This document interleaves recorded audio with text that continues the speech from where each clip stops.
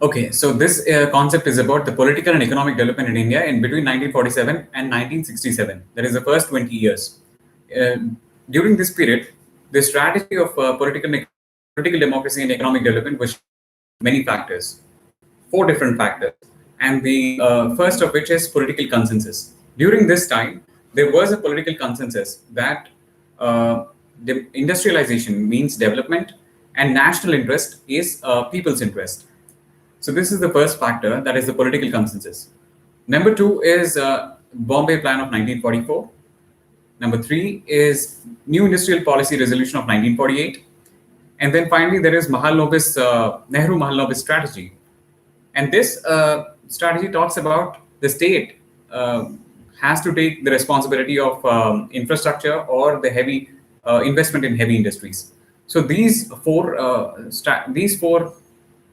the factors that shape the strategy of political democracy and economic development during the first 4 years, during the first 20 years, that is 1947 to 19. What are the four? One, political consensus. Number two, the Bombay Plan of 1944. Three, New Industrial Policy Resolution of 1948. And number four, the Nehru Mahalobis strategy.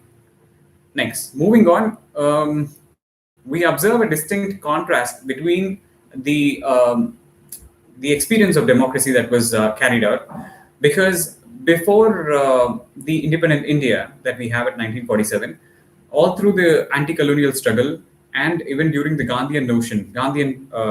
even the notion of Gandhian's state, it believes that is more important than individual freedom, right? So there's more preference that was given to a collective interest than individual interest or individual freedom.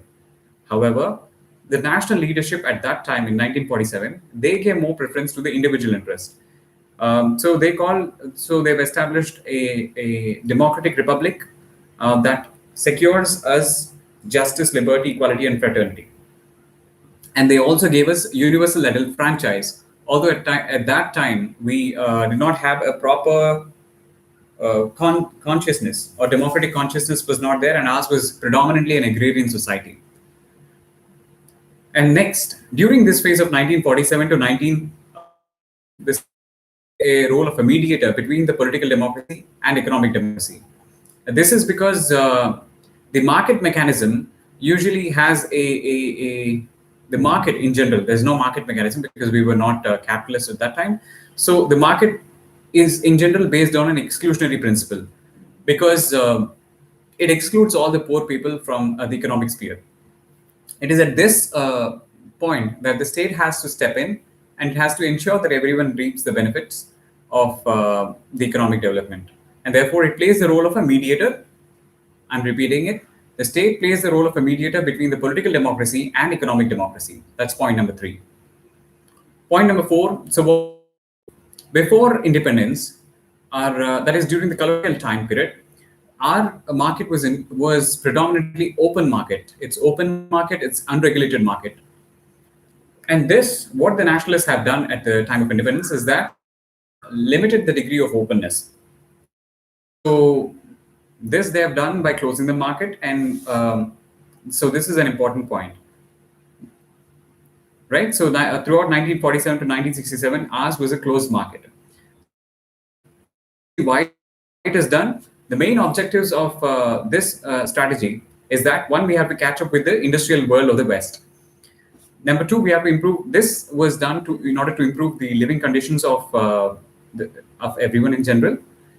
And this is thought so because they felt that market mechanism, that is the capitalist nature of economy, would lead to excess consumption by the rich. So only the rich who can afford will be involved in the economic sphere, and they will get rich, and it'll not lead to the overall improvement of living conditions of everyone. Number four is agricultural. So they believe that investment in agriculture will give a diminishing returns. So there was more emphasis on industrialization, which was believed to have more returns. And secondly, it is also going to provide us employment.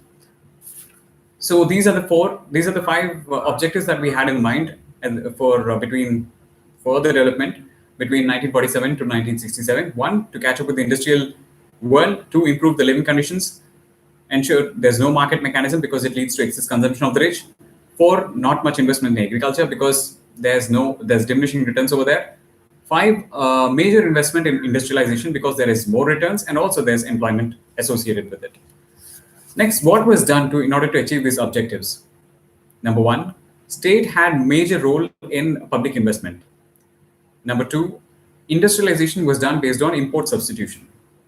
So import substitution is a key word that we need to have in our answer because, okay, not relying more on imports and trying to produce what we can. It's basically this Atmanirbhar, the concept of Atmanirbhar. It's more of this is more of a lighter version of. So that is number two. And number three is emphasis on capitalist goods sector, capital goods sector. Capital goods are the goods that are used to produce, necessarily incorporated into it. So it's basically a machinery that was used. Introduced that was in place in order to guide the private investment. So industrial licensing, not everyone had, not everyone were given not everyone were given the industrial license. Next, there was a neglect of agriculture for the reasons we have seen before, and more emphasis was given on heavy industries than small and cottage industries. So this was done, and how did this benefit the private sector? So the more public investment, it led to physical infrastructure and creation of intermediate goods industries, and creation of these intermediate goods industries, which acted as raw material for the private sector. So that reduced the input cost and also increased the demand for private sector. In this way, this is one way in which private sector was it benefited. Another way is that through import substitution, whatever market that was available in the country, that was guaranteed for the internal, our own domestic people, private market. So therefore, the private sector benefited from these steps that were taken. And how exactly is it executed? What are the other dimensions that were executed during this time? Because we're talking about political democracy and economic development, it is seen that we've done the community development program was carried out. Panchayati Raj system was in place, a proto version of it, and social legislation, that is reservation, was also in place during this period. And it is seen that there was not much encouragement given to the redistribution, because it is felt that if at all there's any redistribution that is going to happen, that is only of poverty, and therefore there was not much emphasis on it. And also, foreign capitalists and zamindars were excluded from the political economy of development, and land reforms could not be implemented properly during this time. Why? Because of lobbying that was done in the lower level, and therefore it could not be implemented effectively. That is one of the major drawbacks that we'll see later of this period. Before we see the criticisms, let's see the gains of these policies. Major gain is that there is growth that is seen both in industrial sector and agriculture sector. Number two, there's a diversification of industrial production. So earlier we had industry only in certain particular areas, like we had sugar, we had cotton, and we had jute, some of which went to Bangladesh. So we had only some particular industries. Now it is diversified after the government intervention and the investment that it had given into this capital goods and intermediary goods sector. So there's a diversification of industry that is there. Number three, there's domestic self-sufficiency in food production. So we were self-sufficient in our food grains. So even at that time, we had to rely only on 12% of imports for food production. So these are the major gains. Now we are talking about the drawbacks. Major drawbacks here are, or criticisms to say, are one, the failure of land reforms. Number two, import substitution through export pessimism. Import substitution was done through export pessimism, which was criticized. Third thing that was criticized is there's a rise of high-cost industrial economy. So the cost of Number four, institutionalization of corruption. So it is felt that what it evolved into is a big, complex, wasteful system that has institutionalized corruption. So corruption takes place in it, and there's no way of bypassing it. So that is one major criticism. After that, there is even green revolution was criticized. Point number four: green revolution is criticized for being more energy intensive and not labor intensive. Six, dryland farming was neglected.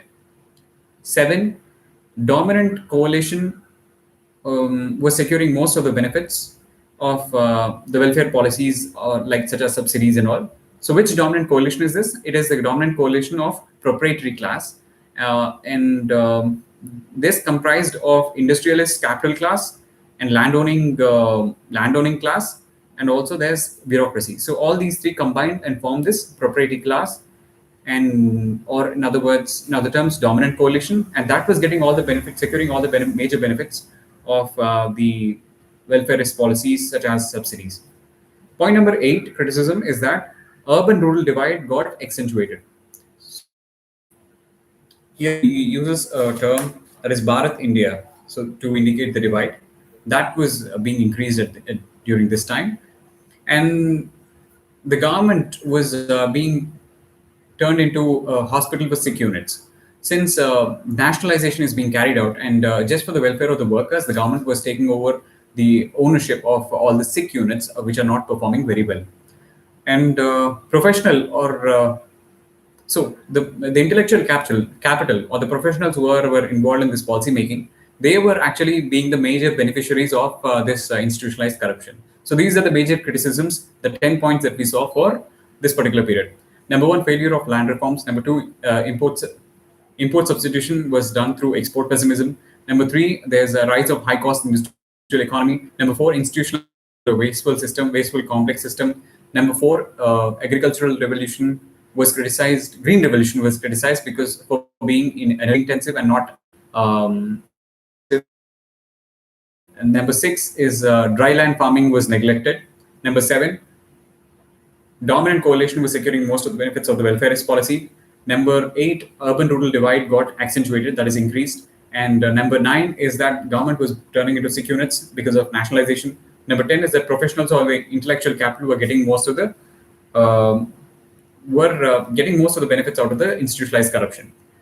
However, next section talks about the effort.